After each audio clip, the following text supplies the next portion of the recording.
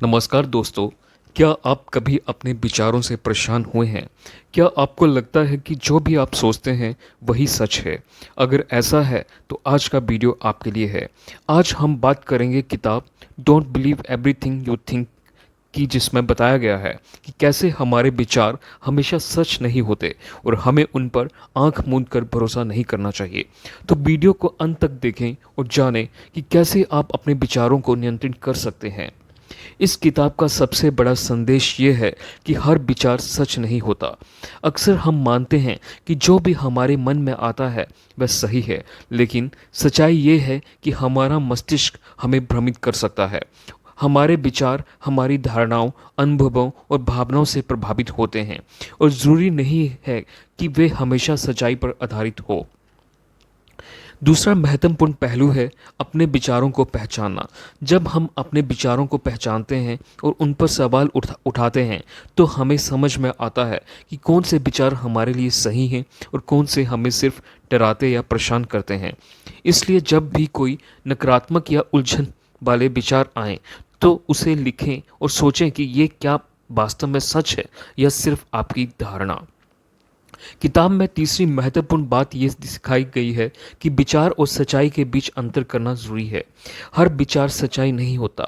जब आप खुद से सवाल पूछते हैं, जैसे क्या ये विचार वास्तविक है या क्या इसका कोई सबूत है, तो आप अपने मस्तिष्क को विचारों की वास्तविकता से अलग करने के लिए प्रशिक्षित कर रहे होते हैं।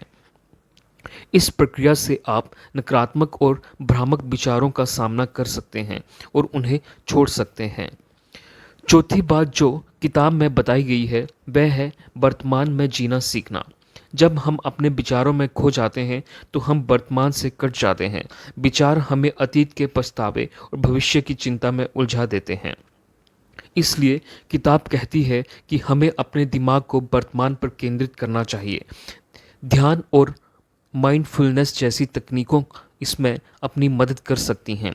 जब आप वर्तमान में जीते हैं तो आपके विचार आपको ज़्यादा प्रभावित नहीं कर पाते। पांचवा महत्वपूर्ण सबक है विचारों का अवलोकन करना, उन्हें जज नहीं करना। जब भी कोई नकारात्मक या परेशान करने वाला विचार आए, उसे जज करने की बजाय सिर्फ उसका अवलोकन करें। जब आप अपने विचारों को जज नहीं करते तो आप उन्हें और अधिक महत्वपूर्ण नहीं बनाते और वे धीरे धीरे गायब हो जाते हैं। ये अभ्यास आपको अपने विचारों से भावनात्मक रूप से जुड़ने से बचाता है और आपको मानसिक शांति देता है।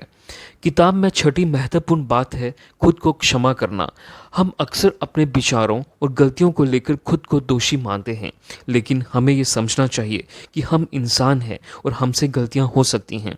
खुद को क्षमा करना और अपनी गलतियों से सीखना हमें आगे बढ़ने और मानसिक रूप से मजबूत बनने में मदद करता है। अंत में किताब सिखाती है कि आपके पास अपने विचारों को चुनने की शक्ति है।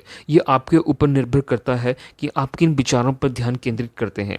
सकारात्मक विचारों को चुनें जो आपको आगे बढ़ने में मदद करें और नकारात्मक विचारों को छोड़ दें। जब आप अपने विचारों का चयन करते हैं तो आप अपने जीवन को नियंत्रित करने की क्षमता हासिल करते हैं। तो दोस्तों, ये था don't believe everything you think किताब का सारांश।